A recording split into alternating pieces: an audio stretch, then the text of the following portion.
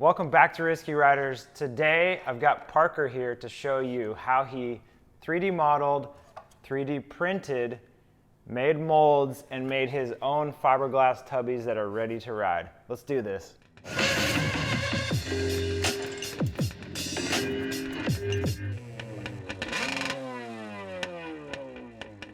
Tubbies are also known as sponsons, and they're one of the best handling mods you can get for your stand-up jet ski. They bolt on the side of the hull and they make it a lot wider.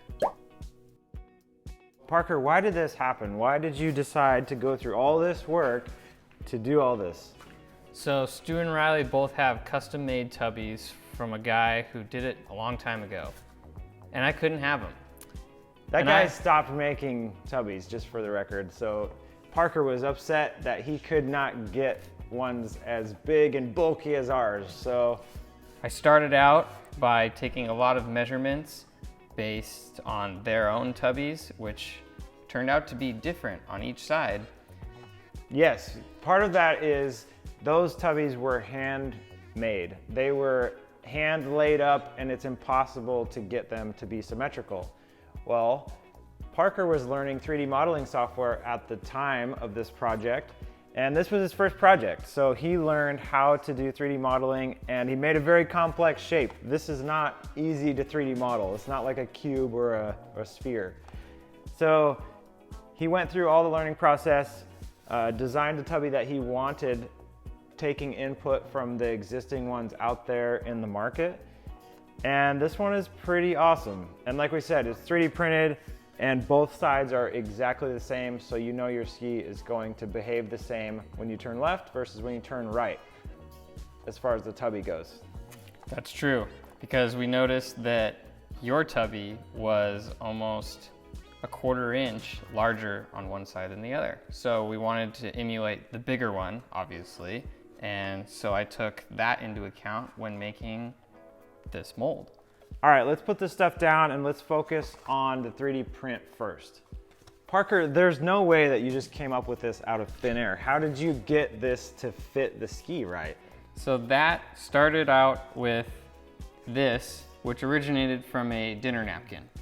This is 4 Amazon box ends taped together to find the contour of the ski from a top-down view. It matches the curve all the way up to the top perfectly, and so I would take that and I took a picture of it and put it into the modeling software and made a curve off of it. It's ugly, but I got the job done.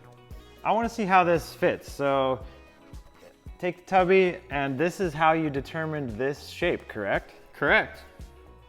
So that the ski is this shape, and that's where the tubby bolts up against the ski. Mm-hmm. Very cool. All right, now we've figured out how Parker kind of figured out the shape of the hull, but how did you create this? You know, that your 3D printer can't fit this all in one piece. So obviously you made them in pieces and then you glued and bolted them together? Yep. I cut them in different sections within SolidWorks to fit the 3D printer's limitations and size. Then I added little holes in the sides to be able to through bolt it as well as glue it for the final product. How long did it take to print this whole thing? Well, each of these 2 larger sections took about 14 hours, and then the smaller sections took about 12. So 12, 14, 14, 14, 12, whatever that is, times 2. Mm-hmm. And that's assuming you didn't have any iterations. Let me grab the box of all the pieces.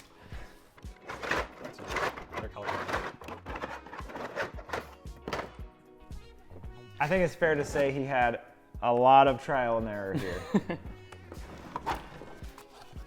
All right, so on this side, the 3D print is pretty rough. And on this side, it's perfectly smooth and you can't see any of the seams or anything. How long did that take? Couple days, solid of sanding. So it's a sanding process, and then did you fill it with a filler, or how did you make it so perfectly smooth? So I started out at 80 grit and worked my way down to 2000 grit. 2000, I didn't even know that existed. Yep. From once we got to about 800, we started putting spot putty, the 1000 grit spot putty, in between the seams to bridge the gap. There was a slight gap in between each of them based off very, very, very minor imperfections. So that bridged that gap to make it all smooth.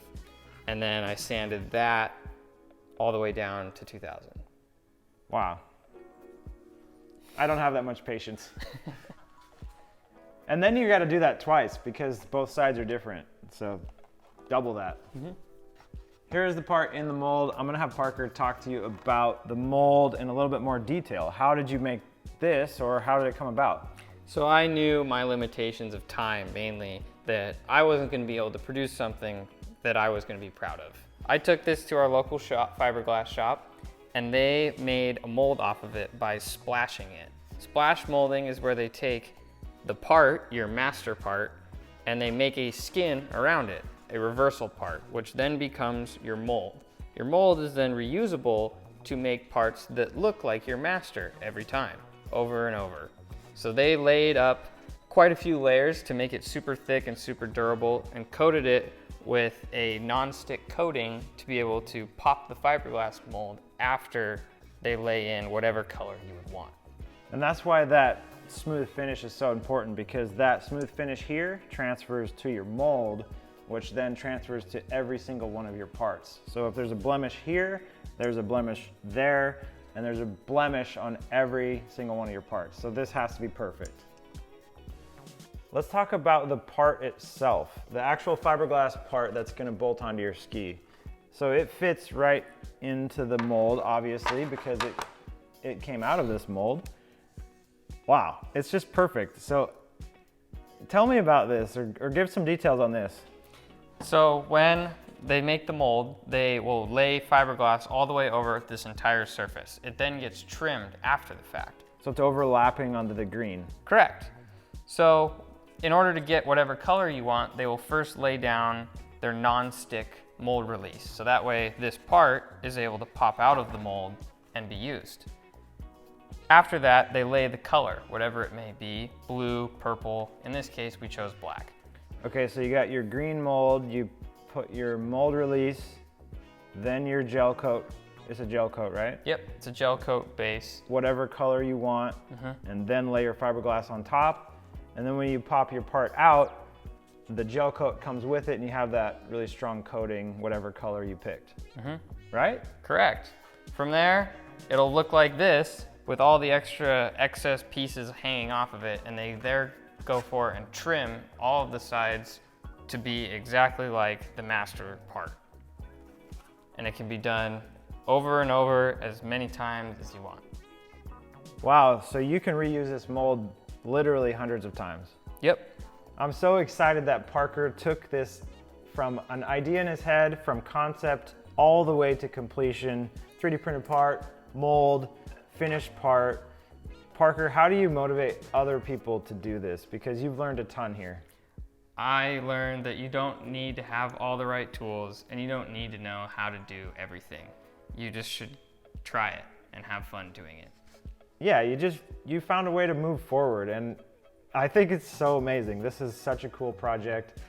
I hope you guys really enjoyed this rundown of Parker's design process and building the tubbies. Next video, we are gonna bolt these onto a ski, and we're gonna give you a ride report. We're gonna see how this thing handles. So make sure you come back and click like and subscribe, and we'll see you in the next video.